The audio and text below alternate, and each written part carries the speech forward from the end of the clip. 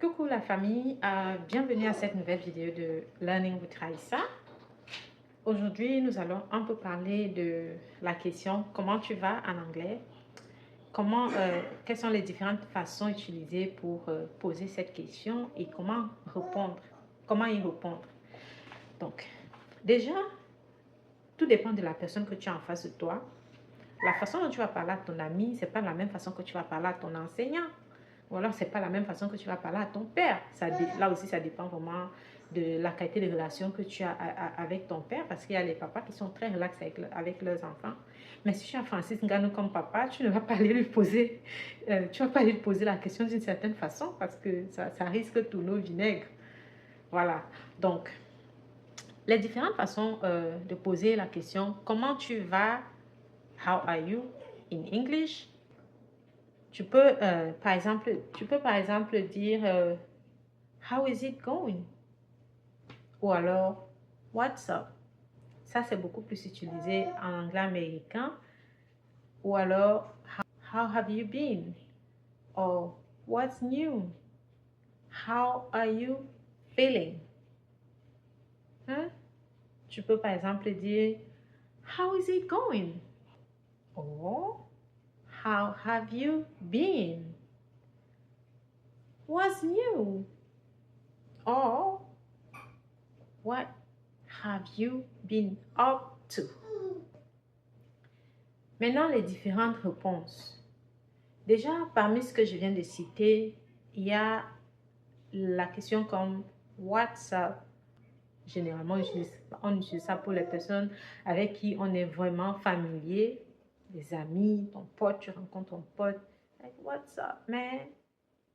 Là, ça passe. Maintenant, la réponse à ça, si quelqu'un te dit What's up? Tu peux dire tout simplement Not much. Oh, nothing special. Bon. Maintenant, pour répondre, si tu veux répondre rapidement et de façon polie, tu peux dire I'm good. Thanks. And you? Maintenant, la personne va te répondre. Tu peux aussi dire d'une certaine façon, si tu as vraiment envie de dire quelque chose, d'être plus honnête avec la personne. Parce que parfois, quand quelqu'un te demande comment tu vas, tu as tellement de choses dans ton cœur, mais après, tu te dis, ça va me servir à quoi de lui en parler. Mais si tu sens comme si tu peux parler à la personne, tu peux aussi dire, I'm a bit stressed today, but otherwise, okay. How are you? Tu vas lui retourner la question, how are you? Maintenant, quand tu t'adresses à un collègue, tu vas utiliser les termes comme I can't complain.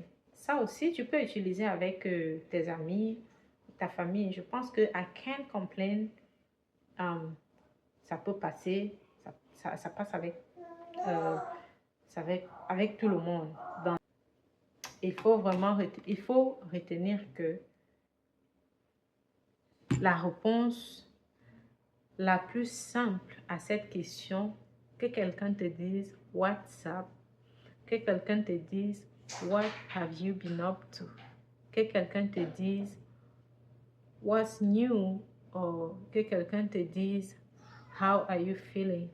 La réponse simple à cette question, c'est de dire à la personne I am fine.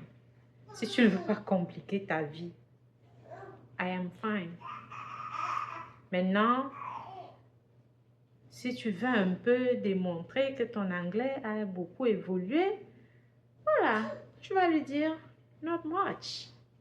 What's up? Not much. And you? Ok, donc j'espère que vous avez retenu. Vous pouvez pratiquer la conversation sur Duolingo. Continuez de pratiquer, continuez de traduire les choses que vous voyez, que ce soit les textes, ou alors vous avez quelque chose, une phrase que vous voulez dire en anglais, vous ne connaissez pas. Allez, écrivez-la en français sur Google Translate. l'application que je vous ai demandé de télécharger la dernière fois, écrivez-la en français et Google Translate va vous donner en anglais. Et puis, vous allez aussi appuyer sur le micro pour pouvoir voir comment est-ce que ça se prononce. Donc, continuez de pratiquer et à la prochaine. Merci aussi, car je sais que vous allez partager, vous allez liker et partager. Merci, j'apprécie. Que Dieu vous bénisse.